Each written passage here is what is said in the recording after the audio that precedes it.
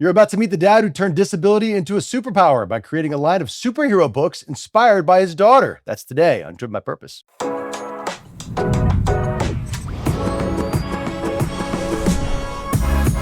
This is Driven by Purpose, a show about finding your purpose, building fulfilling careers, and helping people with disabilities live better lives. Hosted by three men who've lived it and are here to help you do the same.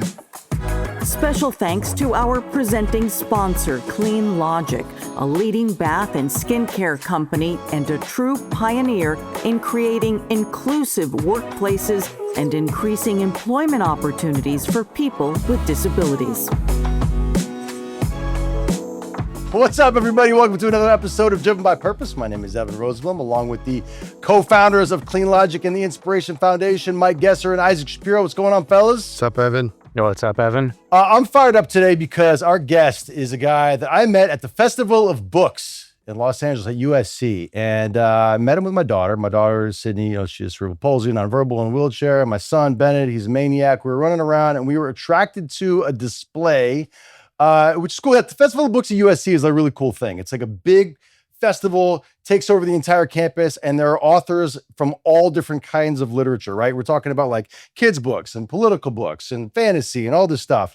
And it's really cool. And we're at the event and we're looking for stuff to like interest my kids. And both of them ran over to this giant booth where it looked like a little girl who was a superhero. And we ran over to it and we're like, what is this? And it was something called The Capables. And we're like, what is The Capables? And it turns out that it was a superhero it was a little girl who also had a disability. And we're like, oh, this speaks our language right here. Like, what is this? We need to know more. We need to meet the author.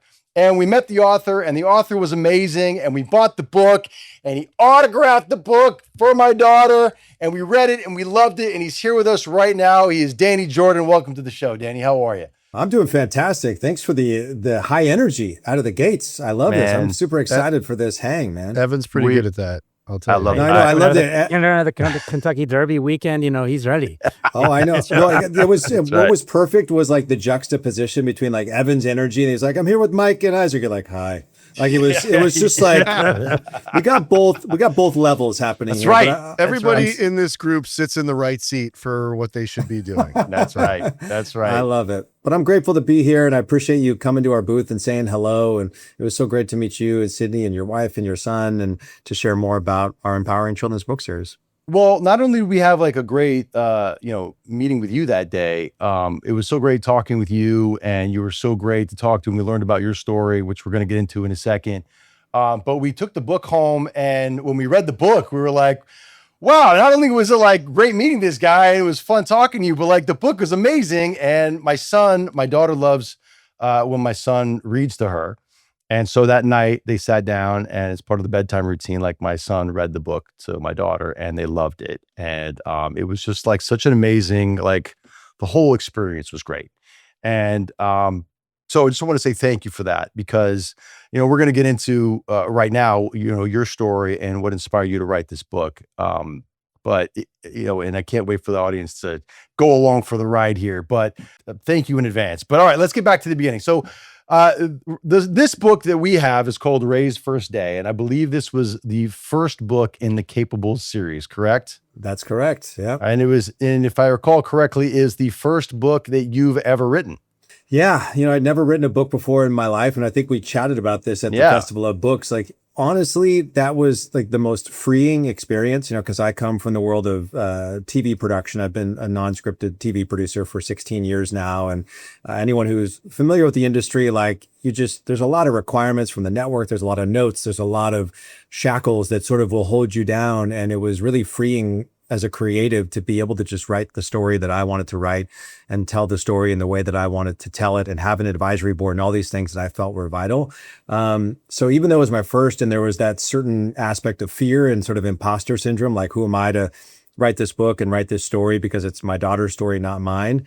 I just trusted that it was on my heart for a reason, and wrote it, and then we released it, and it's been an incredible journey.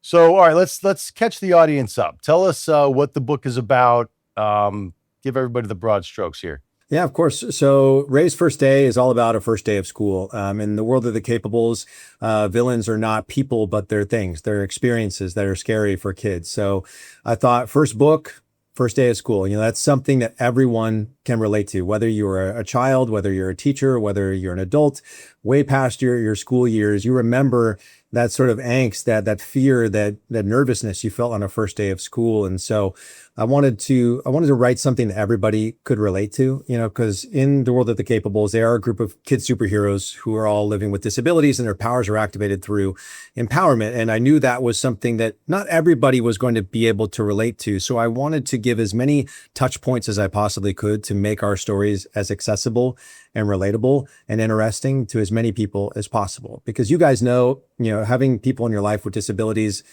we get it, right? Like we are the biggest advocates for those people. And I knew that the disability community, I wasn't going to have to convince them, like they were going to be on board, but I wanted to create something where the non-disabled community could be educated and that it was accessible for them. And they weren't just picking up a book that felt intimidating for them because it was all about this topic they weren't prepared to talk about. And so really my mission with the way the book looks, the way we tell our stories is to make it as easy as possible for parents and educators to say yes and to bring our stories into their world.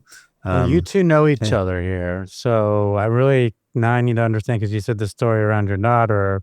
So I'm assuming some connectivity there with the disability. Can you get a little bit around the story or history of your daughter? Just because, Evan, you said it's a great connectivity. Sure. So I'd love to hear from you, Danny, what the connectivity of your daughter is. Yeah, of course. So back in 2018 at this point, I can't believe it's been that long. I've been living in a time warp.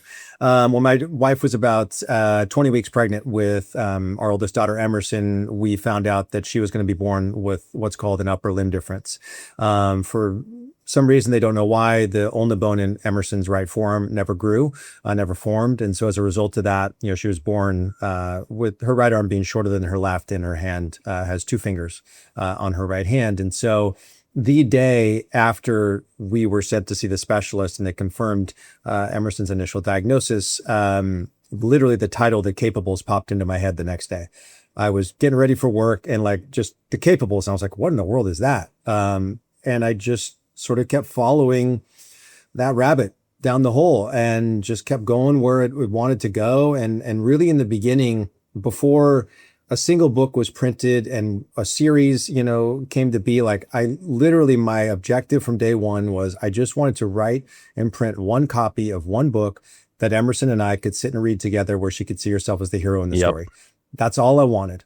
And then, the universe sometimes has different plans, and it plants a little seed on your heart, and you start meeting people who start presenting new ideas to you and sort of make you think bigger. And so during the pandemic, we launched a Kickstarter campaign for our first book. And in less than 3 days, we became fully funded. We raised almost $20,000. Hundreds of people. It wasn't like just my aunts and uncles. It was hundreds of people I'd never met before in my life found us and said yes and supported us. And it all happened so fast that it was hard to process. But it was in that moment that I knew that this was going to be bigger than just my daughter and me sitting and reading this book. And so I formed an advisory board, with individuals from the disability community, specifically on our first book, an individual with a limb difference. So that way our story wasn't just entertaining and engaging, but it really reflected the people who were going to see themselves in that story. Hey, Danny, how has your daughter, the book, the success of the book, and your advocacy changed the trajectory of your career, of your life? Can you describe that a little bit? I mean, life is the word, right? It has changed my life. As you guys are familiar, when you have a child with a disability, your life changes dramatically. Yeah. You see everything in the world differently. You see injustice in the world differently. You see equity and all these things through an entirely different lens. And especially for someone like me, growing up in a middle-class family who's a straight white male, I've never been hungry to see myself represented in the world. Everywhere I've ever gone, there are people who look like me as the star of the baseball team or the star of this TV show or the movie or whatever. I've never not seen myself. And it wasn't until my daughter was born that I saw how little of that existed in the world. Not just limb difference, but disability in general. It changed not just who I was as a storyteller and what I wanted to do with my skills. It changed the way I wanted to have every interaction with every human being I met in the world. It made me more empathetic. It's made me more understanding. It's made me more passionate to fight for equality in our world. And, you know, as it pertains to Emerson, I mean, now she's almost 8 years old and she knows who Ray is. And she has a poster of Ray on the back of her bedroom door. And she'll like say, and I get choked up every time I recount this, but like when I go do school assemblies, she's always like, Daddy, make sure they know that I'm Ray. Like she like wants people to know that she's Ray, which is like the greatest, I don't want to say compliment, but it's like the greatest feeling you could ever have as a parent, right? That like she's proud. She's proud. And like she dressed up as Ray like the other day to go to school. And that wasn't for any reason other than like, she's just like, I want to dress like Ray today. But you know, I think you win because you've created like self-confidence and like self-respect and like pride in who she is. You know what I mean? So, she's not hiding anything. Well, let's talk about why she feels that way. Number one, the story is great, but also like you got to give a ton of credit to the illustrator. Oh my gosh. Augustina is a godsend. Oh my God. Universe send, whatever you want to say. Like the way I found her was so wild. Like everything about what we've done with this series has felt like somebody's been guiding this because on purpose. Yeah. Like it's incredible. Exactly. Yeah. I mean, I've been a comic book nerd like my whole life. And like, this is quality stuff, man. I mean, that's what's so cool about this book too, is like the way it looks and feels. Like when my son was reading this to my daughter, like he's a bro 8-year-old and he, you know, I mean, he's got a giant Batman and Spider-Man poster in his room. Yeah. And this was cool to him. I mean, and that's what's so great. He was excited to read it to her and she was excited to hear it. I mean, and it was the combination of the way it looks and feels and the story that was being told. So yeah, credit to Augustina, man. Sorry, I didn't mean to interrupt you. Go ahead. No, but you're touching on something great when you say it looks cool, right? Yeah. Like my whole thing was I knew that if I pitched this story as like, meet Ray, who's disabled, like you would have so many parents who are just like, I'm not ready to have that conversation with my kids yet. So like I wanted dads who were those comic book fans, those graphic novel fans to pick up our book and open the pages and go, wow, this is kind of cool. Superheroes, comic book style. Like I'll read this to my kids. So one, it's like, it's encouraging more engagement with fathers and their kids. For kids who are those fans of superheroes, now I've got an immediate touch point with those kids. So when I go into the schools, I don't go in saying like, let's talk about disability. It's a part of my conversation, but I strategically set it up where I get kids invested in this idea that like, 1, you love books. Great. 2, you love superheroes. 3, you're all kids. Well, this is a book about a group of kids superheroes. Now I have 3 connection points to every one of those kids to get them invested. So that way, when we start having the conversation about disability, when we start having the conversation around our differences or what give us our superpowers, well, now they're fully bought in because they're already invested in the characters and the way the story is told. So it's all been very intentional. And honestly, Augustina, you guys know, like when you create something, like sometimes things just run around your head and then you meet this person who's able to bring this idea, these words and breathe life into them. Yep. She took an idea and made it alive. And I can't give her enough credit. Can you share some of the feedback that you've gotten from some other parents, either of children with disabilities or with typical kids? It's the most moving thing, you know. Early days when we first released the first book in the series, Ray's First Day, I had a dad who reached out to me. He sent me a message and he said, you know, I think he had backed us on Kickstarter, but because of like the way shipping and everything worked out, like he wasn't going to get it like right when it came out. And we had an ebook that we made available through Amazon. And so he sent me this message because he went and bought the ebook specifically because like his daughter had been, as he said it, her light wasn't shining as brightly as it used to. And she was having a tough time at school because she is living with an upper limb difference.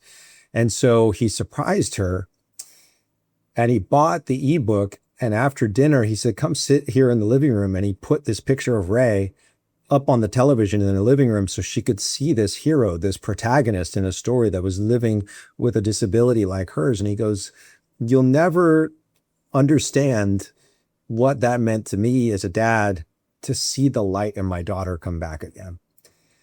And you're That's like, amazing. when you're sitting writing these books, when you create anything, you're on an island Yeah. so much of the time. And in our case, it's so personal that they're like, does anyone care? Like, is anyone going to be affected by this? And then you get messages like that. And you're like, oh my gosh, like this is so much bigger than I could have ever imagined. And honestly, I'm glad I didn't think about it early days, because I probably would have put too much pressure on myself to try to reach those people. So that can happen, right? Like you overthink yourself into like kill the momentum. Yeah, because you're trying to make it too perfect.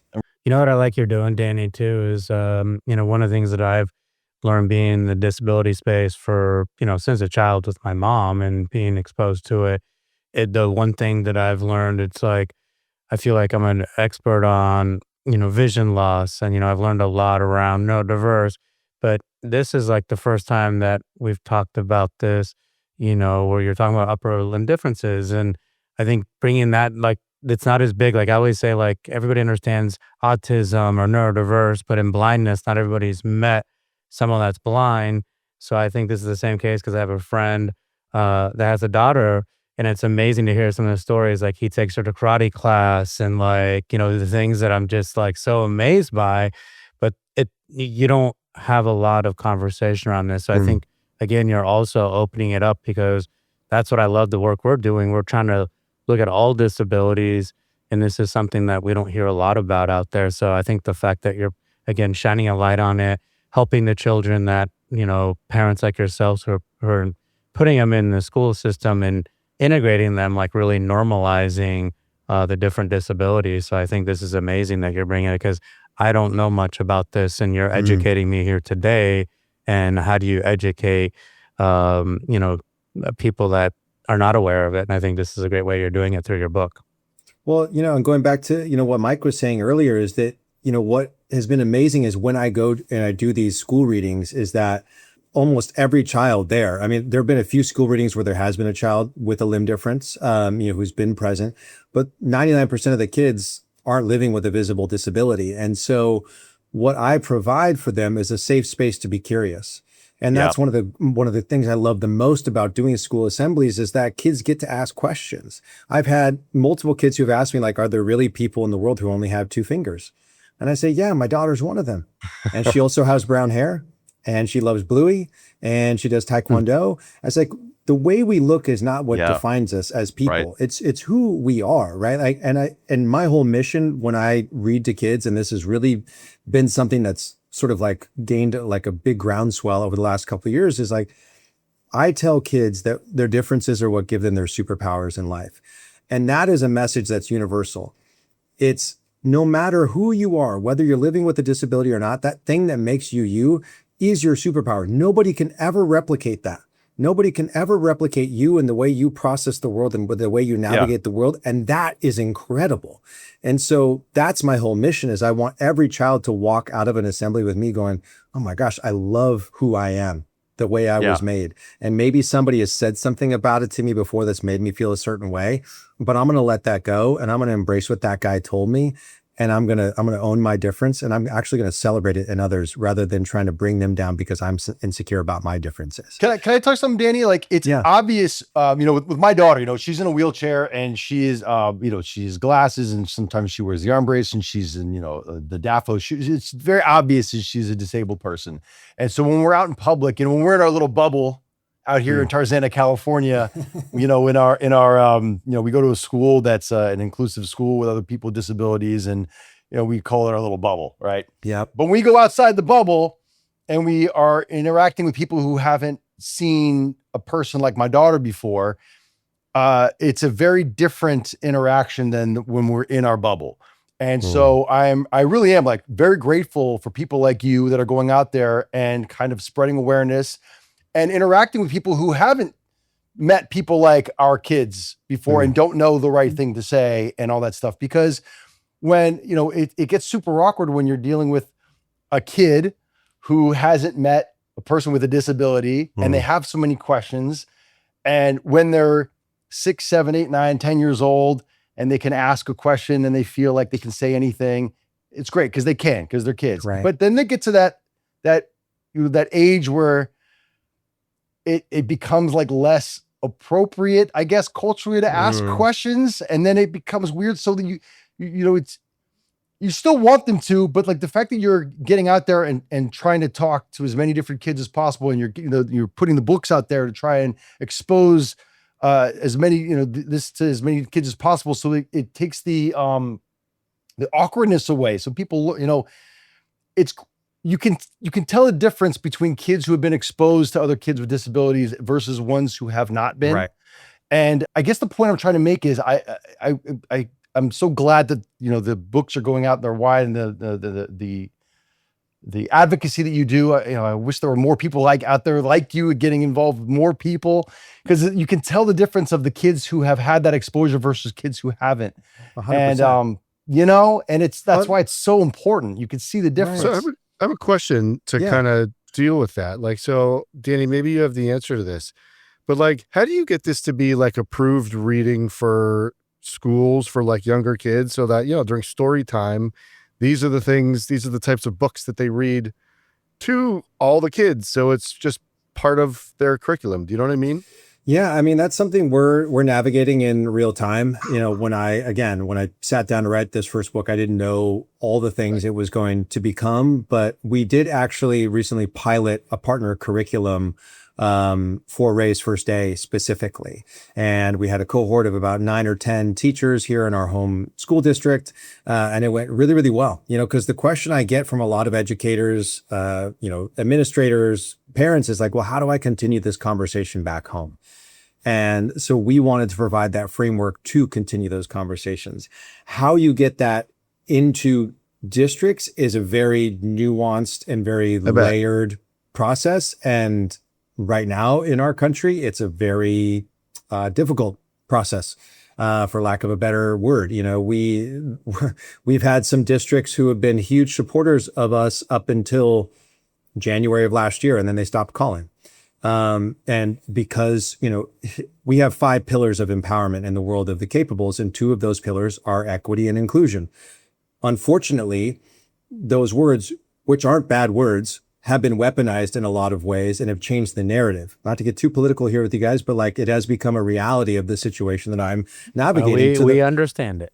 To the point now where like, I didn't want to, but I had to meet with our board for our foundation, and they were literally divided down the middle as to how to address this and what we should do about the words inclusion and equity. And so I've always called the Capables, up until about a year and a half ago, an inclusive children's book series. But I changed it about a year ago to an empowering children's book series.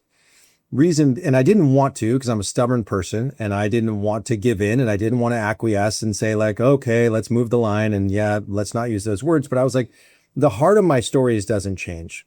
The mission that I am on and the impact that I'm looking to make does not change. So if I can adjust one word just to ensure that more people read my books, and more kids, most importantly, because that's my mission, because I know adults' minds are really hard to change. Yep. I just want more kids to read our books. Absolutely. And so I was like, It's the old empowered. cost-benefit analysis. Exactly. And it's the right word. It's still an empowering children's story. 100%. Yeah. So, 100%. Which honestly, like, I think is great, because like, we talk about superpowers when it comes to superheroes, right? So like, our heroes get their powers through empowerment. So I think for us, like, leaning into that word more is not only a smart move for the current sort of state of affairs in our country, but like, from a branding perspective, like, it makes sense to really just focus on the heart of that word empowerment, which is power.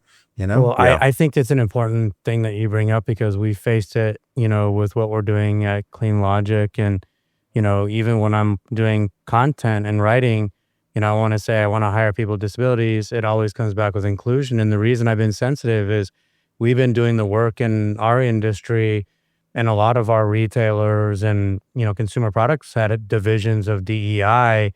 And a lot of what I was bringing to the table around, hey, how do we hire people with disabilities that can bring you all these great benefits that we list off?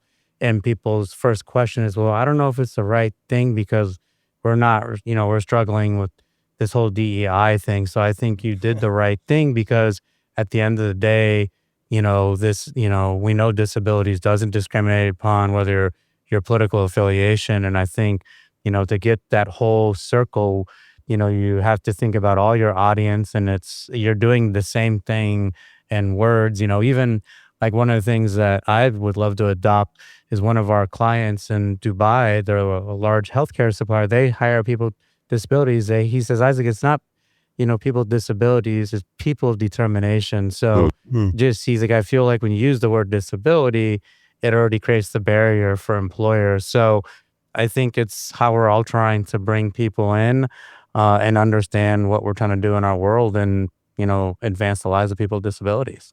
And for what it's worth, I just bought a few copies of your book, and I got 3 daughters at 3 different schools in the district, and I'm just going to give them to the teachers. We have a really good relationship with them. That So means good. the world. Like, honestly, that is the biggest thing, right? Like, whenever I do a school assembly and the PTA agrees to bring me in, or if like it's the principal for a Title I school, or however it's navigated, 'cause there's so many different ways, I always tell them thank you, because the reality is, without people ordering our books, without people booking me to do school assemblies, I'm literally just a dude sitting in a garage writing words, hoping that somebody will read them somewhere and hoping that they will make an impact. And I thought that was a fake background, by the way. That's So the real the one. garage. Huh? Yeah. No, this is very real. This Hot Wheels set is But Danny, very real. I agree with you. It's so my point of view is like, I want to support businesses like yours or businesses like Morgan's Wonderland, because it helps me advance my mission and make life better for my daughter, your daughter, Evan's daughter, all, children with disabilities. So the only way we're going to do that is to be able to support each other and get, all of our stuff out to the masses as much as we possibly can. So, Yeah. I appreciate Why that not? so much. Danny, so wait, before we let you go, because I know we're running short on time here, but we're already done? Oh my God. I was ready to no, hang out I for got- the next hour with you. I got guys. more to Come talk on. to you about. It's almost happy hour. So I know it's true. So, all right, how many you? First off, before we get off of Ray's first day, which by the way, I want to point out, it's got a cool sticker on here because it was a Benjamin Franklin Award winner from the Independent Book Publishers Association silver winner. So your first book already winning awards. That's awesome. Congratulations. Yeah, we were also on that. named a book of the year by Kirkus Reviews, That's which what I'm is like talking the about. biggest Congrats. independent review publication. And I didn't know that was Yeah. a big deal because Say I, we can I chest, don't come Danny. from the That's what I'm publish- talking about. No, like my aunt is like, you have like those family members who are huge book people. Like my Yeah. aunt is like, goes to like mystery novel conventions. Oh my God. And when I told her that, because we got the Kirkus Star for that first book, and she goes, you don't know how many authors write books their entire lives just hoping to get one Kirkus Star. And then for Kirkus to name us a book of the year, like I That's don't think amazing. I realized the gravity of all of it when it was happening in real time. And so, yeah, it's been amazing. But how incredible that a disability inclusive book has been recognized in this way. Yeah. And it's like, it gives the stamp of approval. Like I'm sorry, we're going off on a tangent here, but I was at this big community fair over the weekend here in my town.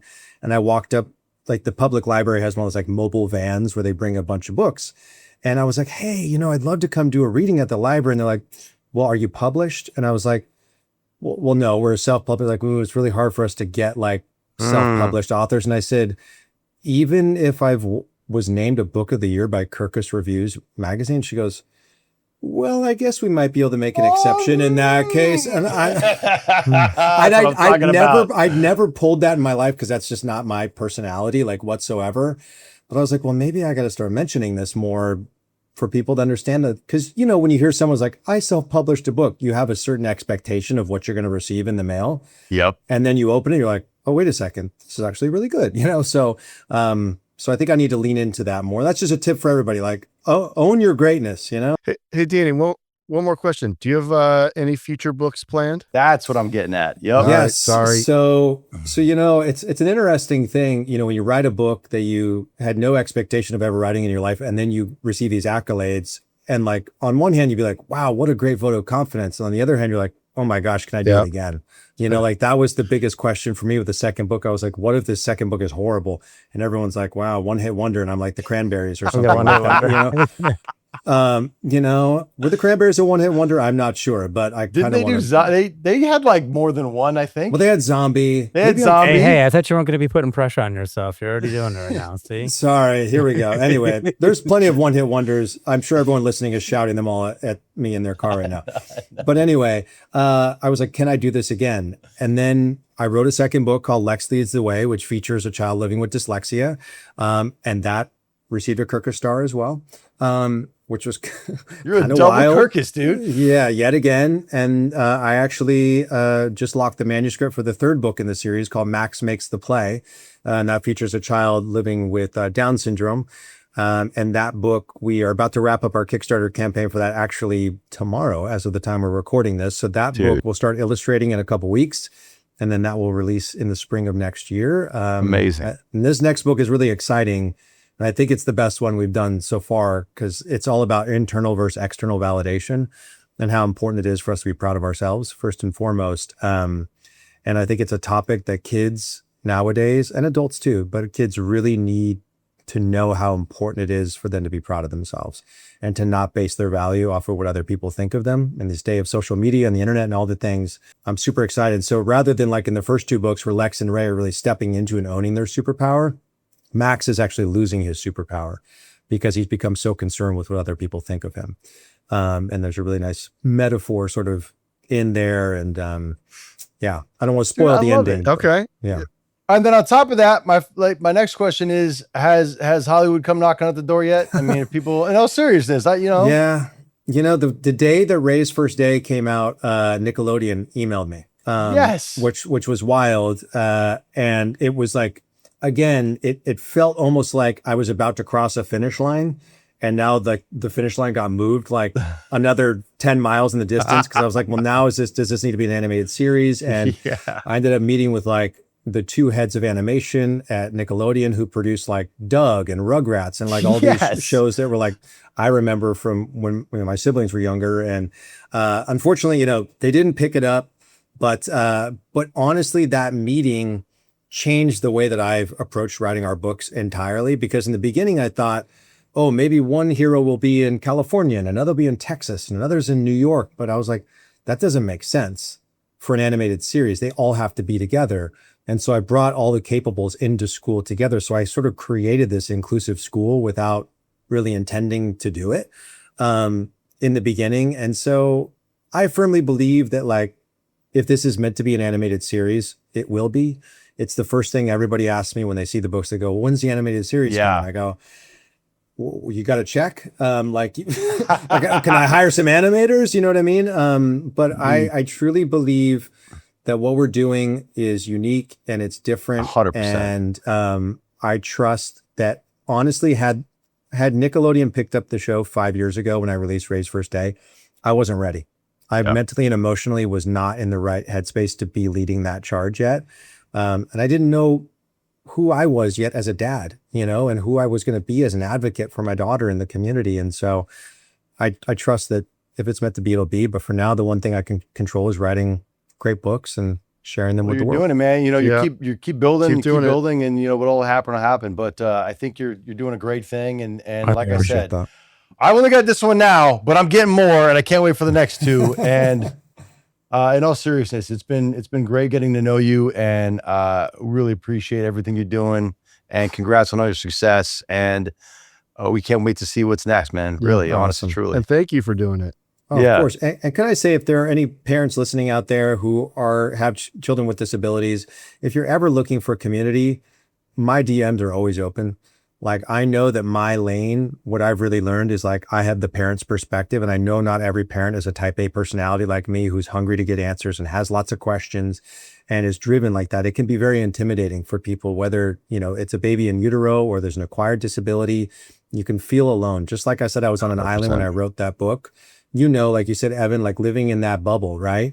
And then you go out into the real world and it can feel very intimidating. I just met a mom, and I know we want to wrap this up, but I'll just share this story in closing, is that I was at Starbucks the other day and this mom rolled by with a stroller with a baby in it. I noticed the baby was living with a limb difference.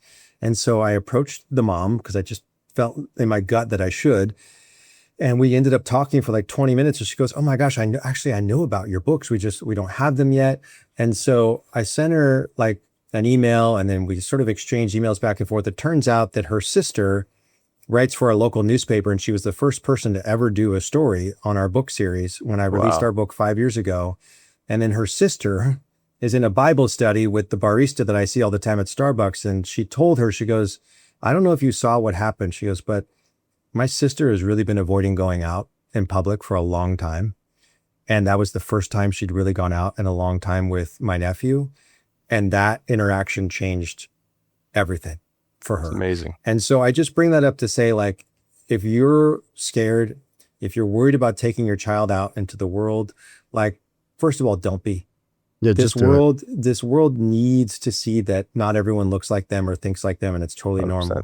And if you need people to encourage you, there are those people out there. Obviously, these guys hosting the show are perfect examples of that. But if you need somebody else, please reach out to me. I'm always happy to be a resource. Tell them where to find you, Danny. You can find me personally on Instagram as like my primary. I'm at Danny Jordan. And then you can find The Capables on all socials at The Capables. Awesome. Well, thank you so much for doing this, man. We appreciate you. We're big fans, and we can't wait to, like I said, to see what you continue to do. Thank you. And we'll continue to support, and we appreciate you so much. So thank you so much for doing this. We appreciate it. And remember, if you're out there, like, subscribe, comment, follow, tell a friend, and tell a friend, and tell a friend. That's how the community grows, people. All that and stuff. we'll see you next time on Driven by Purpose. Thank you very much. Thank you, Danny. Thank you, Thank Danny. you, guys. Appreciate you.